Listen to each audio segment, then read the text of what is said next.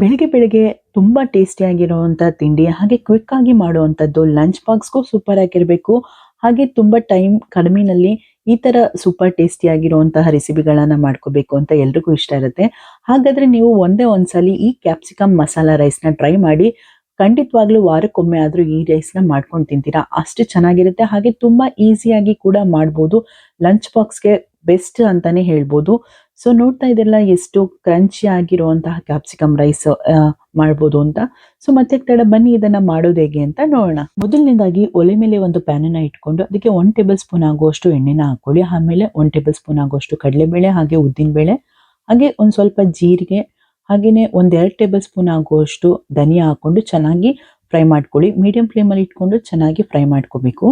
So ಇದೆಲ್ಲ ಸ್ವಲ್ಪ ಚೆನ್ನಾಗಿ ಫ್ರೈ ಆದ್ಮೇಲೆ 1-2 ಟೇಬಲ್ ಸ್ಪೂನ್ ಆಗುವಷ್ಟು ಕಡಲೆಕಾಯಿ ಬೀಜನ ಹಾಕೊಂಡು ಚೆನ್ನಾಗಿ ಫ್ರೈ ಮಾಡ್ಕೊಳ್ಳಿ. ಈ ರೈಸಲ್ಲಿ ನಾವು ಕಡಲೆಕಾಯಿ ಬೀಜ ಹಾಕೋದು ತುಂಬಾನೇ ಒಳ್ಳೆ ಟೇಸ್ಟ್ ಕೊಡುತ್ತೆ. ತುಂಬಾನೇ ಚೆನ್ನಾಗಿರುತ್ತೆ. ಒಂದ್ಸಲಿ ಟ್ರೈ ಮಾಡಲೇಬೇಕು ಅಂತಾನೆ ಹೇಳ್ಬೋದು.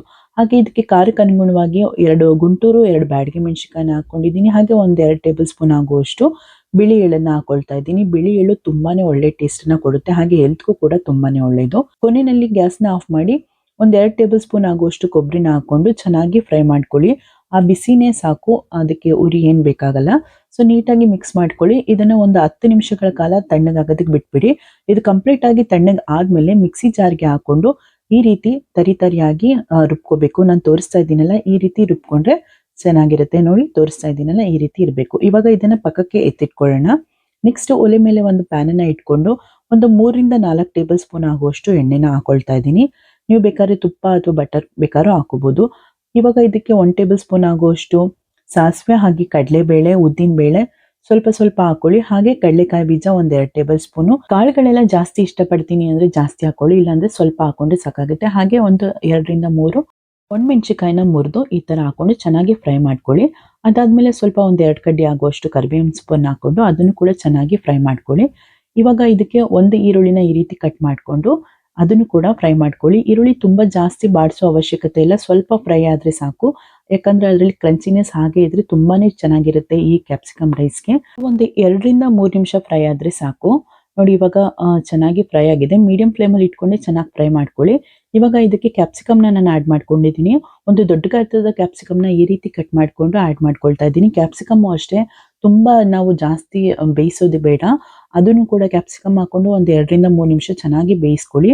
ಇದಕ್ಕೆ ಆಪ್ಷನಲ್ ಆಗಿ ಫ್ರೋಸನ್ ಪೀಸ್ನ ಹಾಕೊಳ್ತಾ ಇದ್ದೀನಿ. ಇದು ಆಪ್ಷನಲ್ಲು, ನೀವು ಬೇಕು ಅಂದ್ರೆ ಹಾಕೊಳ್ಳಿ, ತುಂಬಾ ಚೆನ್ನಾಗಿ ಟೇಸ್ಟ್ ಕೊಡುತ್ತೆ. ಸೊ ಇವಾಗ ಇದನ್ನೆಲ್ಲ ಹಾಕೊಂಡು ಒಂದು ಚೆನ್ನಾಗಿ ಮಿಕ್ಸ್ನ ಕೊಟ್ಕೊಳ್ಳಿ. ಮೀಡಿಯಂ ಫ್ಲೇಮ್ ಅಲ್ಲಿ ಇಟ್ಕೊಂಡೆ ಚೆನ್ನಾಗಿ ಬೇಯಿಸ್ಕೊಳ್ಳಿ. ಇವಾಗ ಇದಕ್ಕೆ ರುಚಿಗೆ ತಕ್ಕಷ್ಟು ಉಪ್ಪನ್ನ ಹಾಕೊಳ್ತಾ ಇದ್ದೀನಿ. 1-2-3 ನಿಮಿಷ ಬೇಯಿಸ್ಕೊಂಡ್ಮೇಲೆ ಇವಾಗ ಇದಕ್ಕೆ ಉಪ್ಪನ್ನ ಹಾಕೊಳ್ಳಿ. ಮೊದಲೇ ಉಪ್ಪು ಹಾಕೊಂಡ್ರೆ ತುಂಬಾ ಸಾಫ್ಟ್ ಆಗಿಬಿಡುತ್ತೆ, ಕ್ರಂಚಿನೆಸ್ ಹಾಳಾಗುತ್ತೆ. ಸೊ ಅದಕ್ಕೆ ಸ್ವಲ್ಪ ಎಲ್ಲ ಫ್ರೈ ಆದ್ಮೇಲೆ ಉಪ್ಪು ಹಾಕೊಳ್ತಾ ಇದ್ದೀನಿ. ಇವಾಗ ನಾವು ರುಬ್ಬಿಟ್ಕೊಂಡಿದ್ವಲ್ಲ ಮಸಾಲೆ, ಅದನ್ನ ಹಾಕೊಂಡು ಚೆನ್ನಾಗಿ ಮಿಕ್ಸ್ ಮಾಡ್ಕೋಬೇಕು. ನೋಡಿ ಈ ತರ ಚೆನ್ನಾಗಿ ಮಿಕ್ಸ್ ಮಾಡ್ಕೊಳ್ಳಿ. ಎಲ್ಲ ಕ್ಯಾಪ್ಸಿಕಮ್ಗೂ ಮಸಾಲೆ ಹಿಡಿಬೇಕು. ಆ ರೀತಿ ಮೀಡಿಯಂ ಫ್ಲೇಮ್ ಅಲ್ಲಿ ಇಟ್ಕೊಂಡು ಮಿಕ್ಸ್ ಮಾಡ್ಕೊಳ್ಳಿ. ನೋಡಿ ಈಗ ಚೆನ್ನಾಗಿ ಮಿಕ್ಸ್ ಆಗಿದೆ. ಇವಾಗ ಇದಕ್ಕೆ ನಾವು ಬಿಸಿ ಬಿಸಿ ಅನ್ನನ ಉದ್ದುದ್ರಾಗಿ ಮಾಡಿಟ್ಕೊಂಡು ರೆಡಿ ಮಾಡಿ ಇಟ್ಕೊಬೇಕು.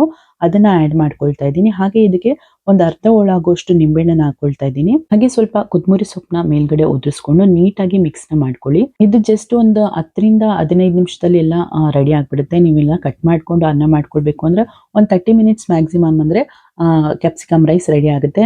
ನೋಡಿ ಇವಾಗ ಇದನ್ನ ಒಂದು ತಟ್ಟೆ ಇಟ್ಕೊಂಡು ಸರ್ವ್ ಮಾಡ್ಕೊಳ್ತಾ ಇದ್ದೀನಿ. ಬಿಸಿ ಬಿಸಿಯಾದ ಕ್ರಂಚಿಯಾದ ಮಸಾಲಾ ಕ್ಯಾಪ್ಸಿಕಮ್ ರೈಸು ರೆಡಿ ಆಗಿದೆ ಸವಿಯೋದಕ್ಕೆ. ಇದು ಲಂಚ್ ಬಾಕ್ಸ್ಗೂ ಸೂಪರ್ ಆಗಿರುತ್ತೆ, ಬೆಳಗ್ಗೆ ತಿಂಡಿಗೂ ಸೂಪರ್ ಆಗಿರುತ್ತೆ. ನೈಟ್ ಟೈಮು ತುಂಬಾ ಸಿಂಪಲ್ ಆಗಿ ಏನಾದ್ರು ಮಾಡ್ಕೋಬೇಕು ಅಂದಾಗ ಈ ತರ ಒಂದ್ಸಲಿ ಟ್ರೈ ಮಾಡಿ. ತುಂಬಾನೇ ಇಷ್ಟಪಟ್ಟು ತಿಂತೀರಾ ನೀವು. ನೋಡ್ತಾ ಇದ್ದೀರಲ್ಲ ಕ್ಯಾಪ್ಸಿಕಮ್ ಎಷ್ಟು ಕ್ರಂಚಿ ಆಗಿದೆ, ಹಾಗೆ ಇದು ಟೇಸ್ಟ್ ಕೂಡ ಅದ್ಭುತವಾಗಿದೆ ಅಂತಾನೆ ಹೇಳ್ಬೋದು. ಸೊ ಮತ್ತೆ ತಡ, ನೀವು ಕೂಡ ಒಂದ್ಸಲಿ ಟ್ರೈ ಮಾಡಿ ರುಚಿ ಹೇಗಿತ್ತು ಅಂತ ಕಮೆಂಟ್ ಅಲ್ಲಿ ನನಗೆ ತಿಳಿಸೋದನ್ನ ಮರಿಬೇಡಿ. ಓಕೆ, ನಾನು ಮುಂದಿನ ವಿಡಿಯೋದಲ್ಲಿ ನಿಮ್ಗೆ ಮತ್ತೆ ಸಿಗ್ತೀನಿ. ಇಷ್ಟೊತ್ತು ವಿಡಿಯೋ ನೋಡಿದಕ್ಕೆ ಎಲ್ರಿಗೂ ತುಂಬಾನೇ ಧನ್ಯವಾದಗಳು. ವಿಡಿಯೋ ಇಷ್ಟ ಆಗಿದ್ರೆ ಲೈಕ್ ಮಾಡಿ, ಶೇರ್ ಮಾಡಿ, ಹಾಗೆ ಕಮೆಂಟ್ ಮಾಡಿ. ಸಬ್ಸ್ಕ್ರೈಬ್ ಆಗೋದಂತೂ ಮರಿಬೇಡಿ. ಪಕ್ಕದಲ್ಲಿರುವಂತಹ ಬೆಲ್ ಐಕನ್ ಪ್ರೆಸ್ ಮಾಡಿ. ನಾನು ಮುಂದೆ ಹಾಕೋ ಎಲ್ಲಾ ವಿಡಿಯೋಗಳ ನೋಟಿಫಿಕೇಶನ್ ನಿಮ್ಗೆ ಬಂದು ತಲುಪುತ್ತೆ. ಬಾಯ್.